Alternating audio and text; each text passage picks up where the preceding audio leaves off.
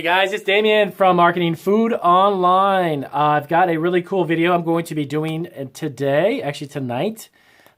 This is kind of a tip that I don't think there is very few people who are actually aware of this, that the FDA allows you to get an exemption for, and this will save you money, this will save you time, this will save you a lot of headaches. If you're just starting out and you're beginning a food business, this is going to be a tip that's going to blow your mind. I knew about this tip several years ago. I found out about it, and it's something that you have to do annually. You got to register for it. But let me get right down to it. By the way, if you don't know anything about me, I started a very small candy company with my wife. We started it very small out of our home. We had a cottage kitchen for a while. We did fairs and festivals and did a lot of local stuff. And we started to do so well that we decided to go ahead and try our luck online, and we opened a store on eBay. Then we changed from a cottage kitchen now into a commercially licensed facility, and we are much, much bigger. We've grown considerably online. Our business is 100% online. We now do Amazon FBA, Etsy, eBay, you name it, we pretty much are on there. So these videos are videos to help you get your business started.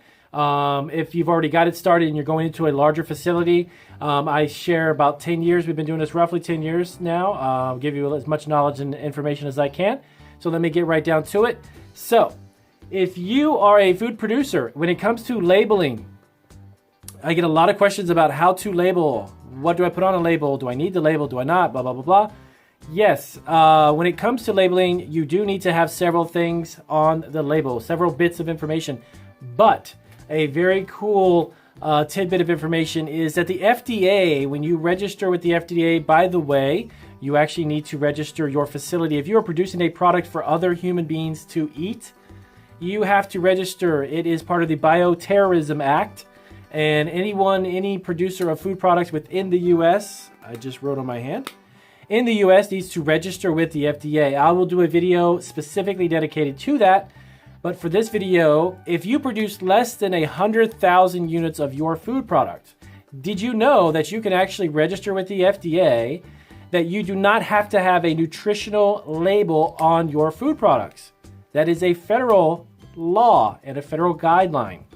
You do not have to have that. If you produce less than 100,000 units, and the other stipulation is if you have less than 100 full-time employees that work for you, you are eligible for that exemption. There is a catch though. Really quick, 100,000 units or less does not have to have a nutritional label. It is a federal guideline. I will actually give you the link and you can check that out yourself on the FDA website. Now, you do have to have your ingredients and such and an allergen warning label, and I'll get into that just in a few minutes. There are, of course, some things that you do have to have, but when you are a very small food producer, you do not have the capital, traditionally you don't have the capital, to get every single food item and the ingredients checked out and get a nutritional label created by a company who analyzes your food products. So, FDA has made it very, very simple and made it easier for a lot of smaller food producers to not have to incur those expenses. Very cool idea, huh? Never knew that, did you? Probably not. So, 100,000 units. If you do not produce of a specific product, let me explain this to you as well.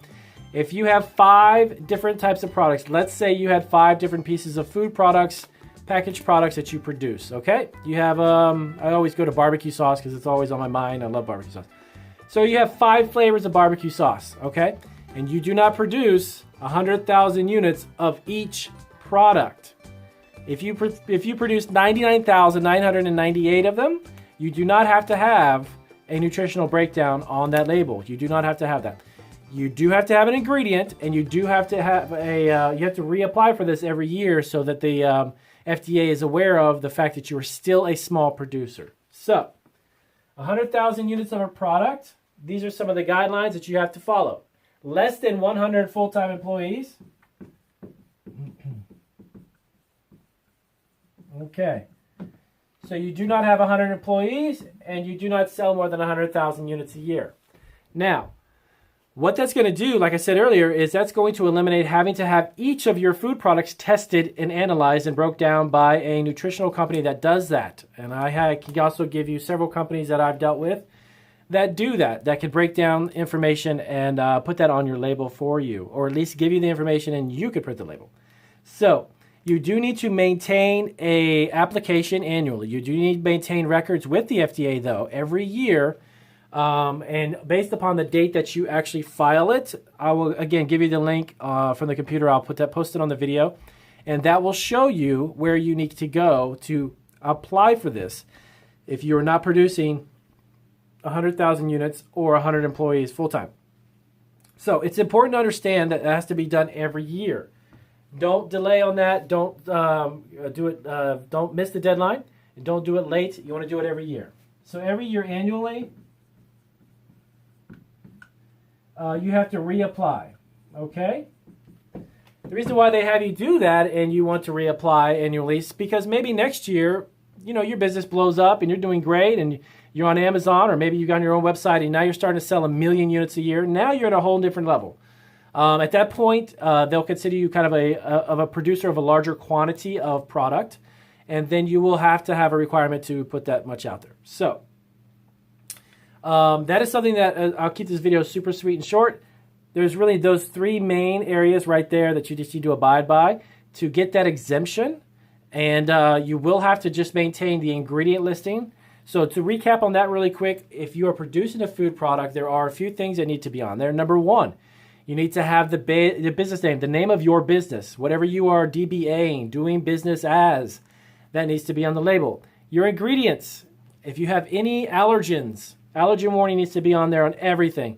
And to be honest with you, I mean, that's just it's like a no-brainer, but to be on the safe side, to keep people safe, allergen warning should go on everything. We have a lot of baked goods and cookies and such. We put our allergen warning label on every single thing that goes out the door that we make. Now, if you're reselling product, obviously, if you're buying it, the bulk of the stuff you'll buy commercially at wholesale or so on, you already have that label on there. You don't need to do that. So let me see, make sure I check my notes. So to be exempt, yes, I am. And then also, here's something that's really interesting. If you are getting in the business of food products that have a health claim, what I mean by that is, if you're producing a product and on your label you are stating that it is a weight loss product, or it has some nutritional benefit to it, or it's got so many milligrams of CoQ10, or any of that sort, if you make a health claim, you are not exempt from that labeling. To understand that. So, and to differentiate, if you make something that says it's gluten-free and it's obviously a product that does not have gluten in it, and you don't have that ingredient in your listing, that's fine. If you make a health statement that the product that the customer is using can make them lose weight, has another health benefit to it that can improve eyesight, all of these claims, not what it is, but what a claim that it can actually do for the customer, you won't be exempt from that.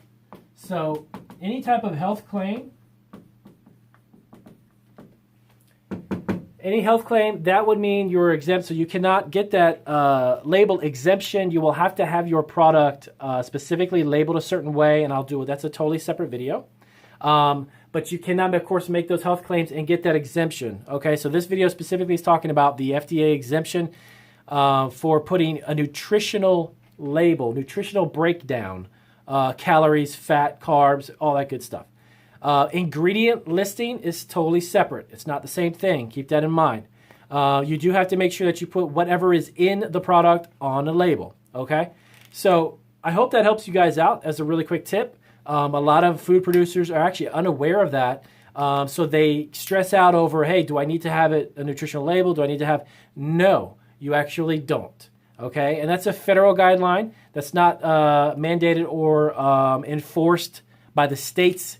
That is a federal guideline set up by the FDA, Food and Drug Administration. So I hope that video helps you out. If you have any questions about my video, please let me know. And again, I've still been working on my channel. The other channel should be up shortly. I'm actually doing several videos tonight for that channel. I want to make sure that it's obviously got some content on it before I start promoting it to the point where people are subscribing. I don't want you to subscribe to a channel where there's nothing there. So take a look at that and let me know if you like my videos. If you have questions about this labeling situation, ask me. I'll be glad to help you guys out.